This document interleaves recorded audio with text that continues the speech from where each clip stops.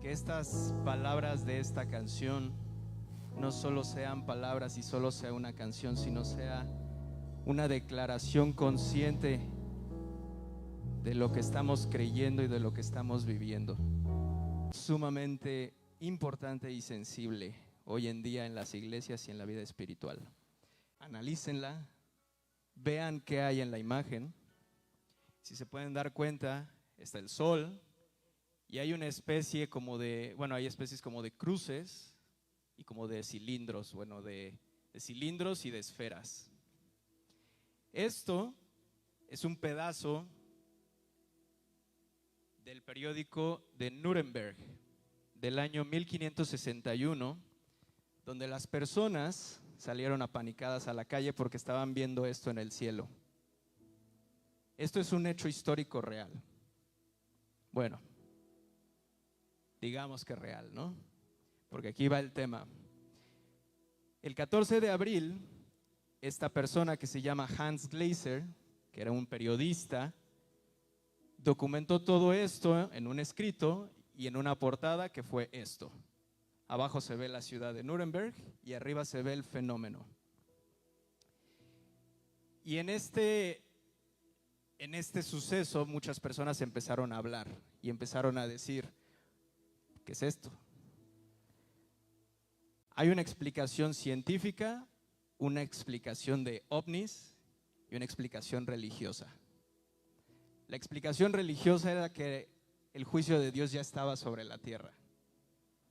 La explicación científica era la refracción de la luz a través de cristales de hielo y de helio en la atmósfera, y era el avistamiento de cada uno de estos objetos. Y la interpretación ufológica, que es la de los ovnis, es que era una batalla como intergaláctica. Pero la pregunta no es cuál es la explicación.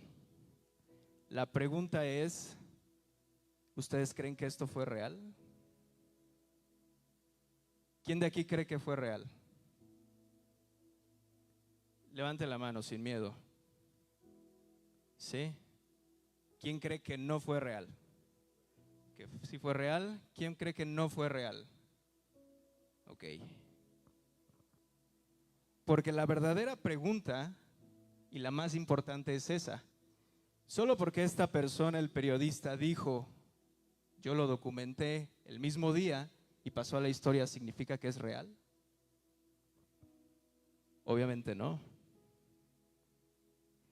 Pero es muy peligroso porque si uno vive sin criterio, vive sin una forma de pensar en específico, si te dicen esto fue real, tú te quedas, sí, esto fue real.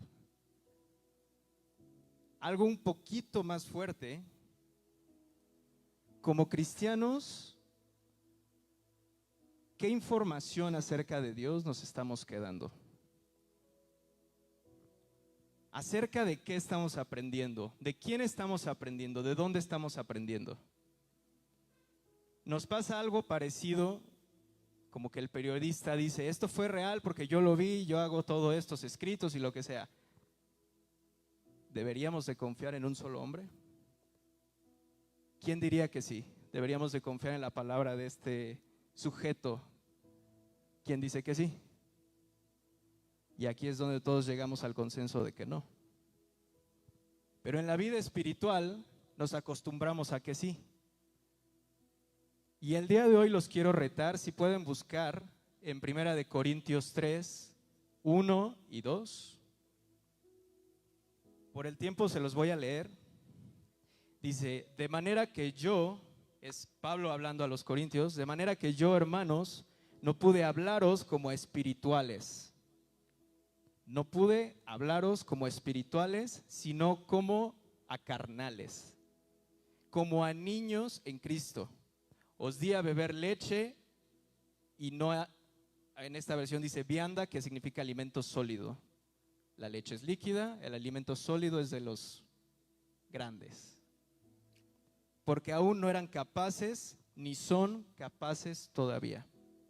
Y tenemos que entender que los corintios ya eran una iglesia establecida. No eran gente que estaba aprendiendo de, ¿quién es Dios? ¿Quién es? Era una iglesia establecida.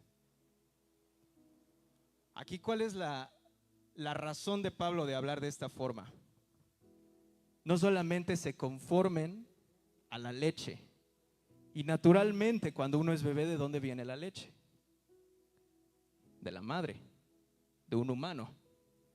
Pero ¿qué pasa cuando el niño crece y ya no está la madre para amamantarlo? Tiene que empezar a comer por sí mismo. ¿Qué pasa si no come por sí mismo?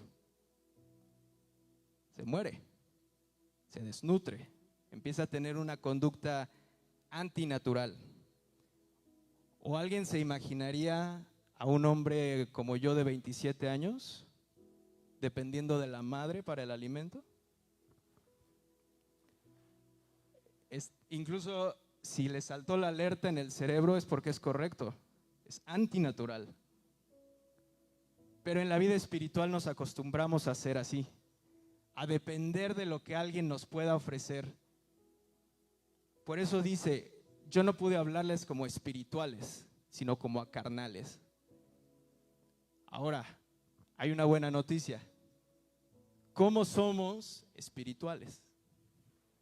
Y la respuesta más obvia y fácil, pues en el espíritu, ¿no? Y ahí viene otra pregunta, el día de las preguntas es hoy. ¿Cómo somos espirituales? Con el espíritu. Y aquí entra una de las personas más relevantes en la vida espiritual el día de hoy. Y digo personas porque el Espíritu Santo tiene atributos de una persona. No es la palomita que vuela con la rama de olivo de la paz, sino es que es una persona que en Juan 14:26, si lo pueden poner, Jesús mismo dice, mas el Consolador, el Espíritu Santo, a quien el Padre enviará en mi nombre, Él os enseñará todas las cosas y recordará todo lo que he dicho. ¿De quién debemos depender? ¿De algún humano que nos enseñe?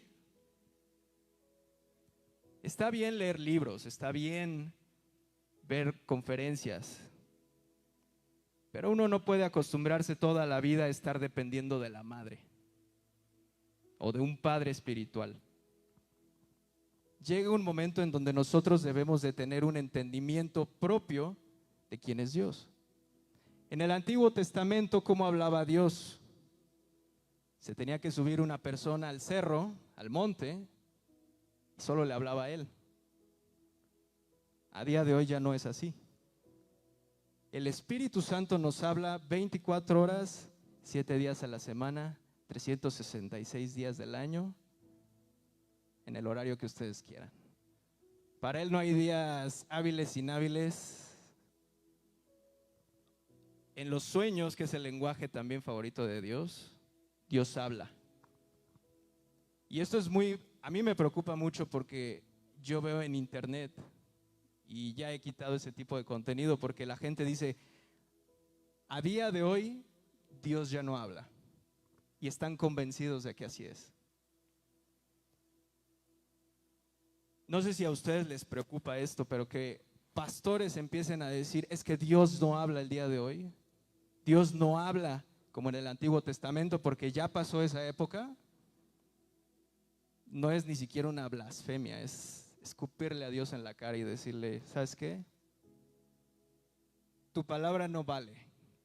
Para mí eso es.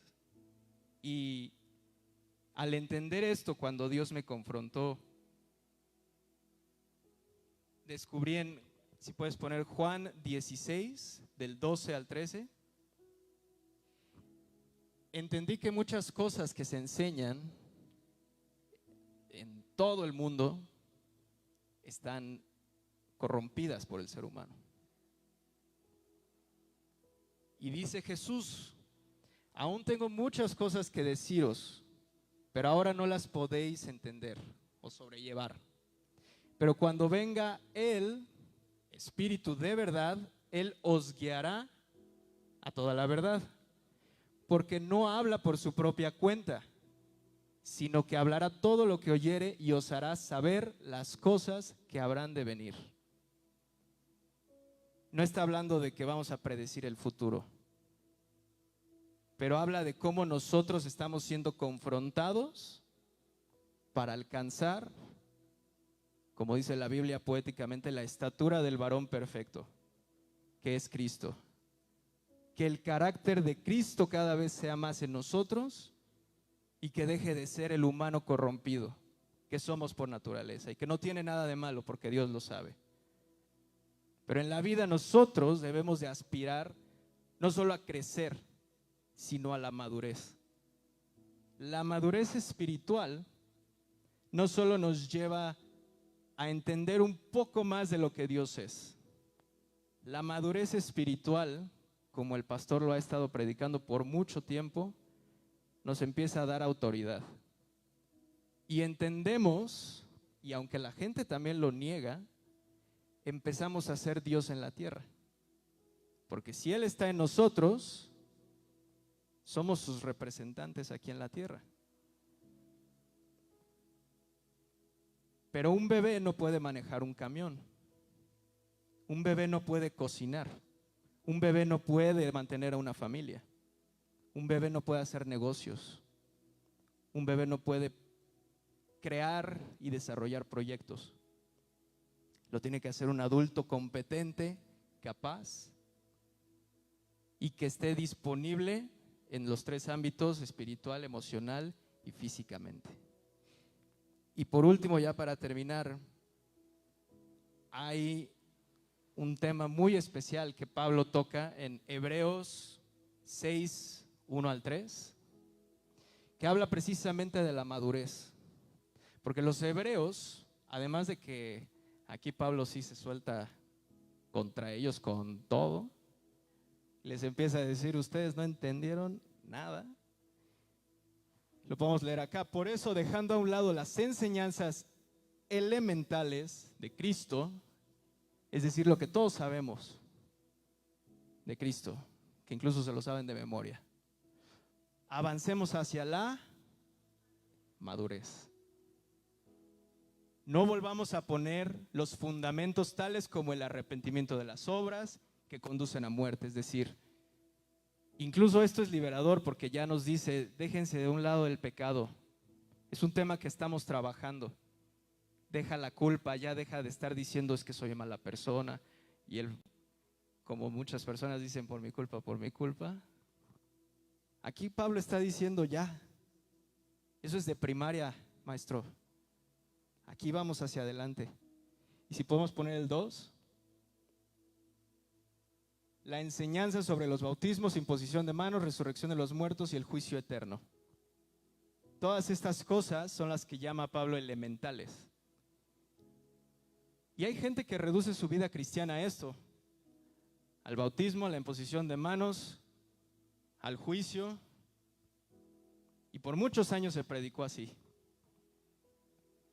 Algo que aprendí en esta iglesia es no solamente entender que Dios habla vigentemente al día de hoy, sino que Dios habla para nosotros y para ustedes.